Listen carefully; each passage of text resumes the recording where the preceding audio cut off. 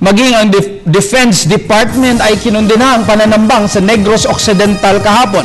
Ayon kay Defense Secretary Voltaire Gazmin, lumabag na ang New People's Army kahit noong ipinatutupad pa ang ceasefire.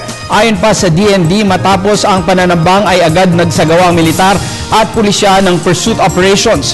Binigyang diin ni AFP spokesman Arnulfo na nilabag ng NPA ang Comprehensive Agreement on Human Rights and International Humanitarian Law, kung saan isang sa mga lumagda ay ang grupo. Matatandaan, 9 na katao ang nasawi matapos pagbabarilin ng armadong grupo. There are so many violations already of the ceasefire.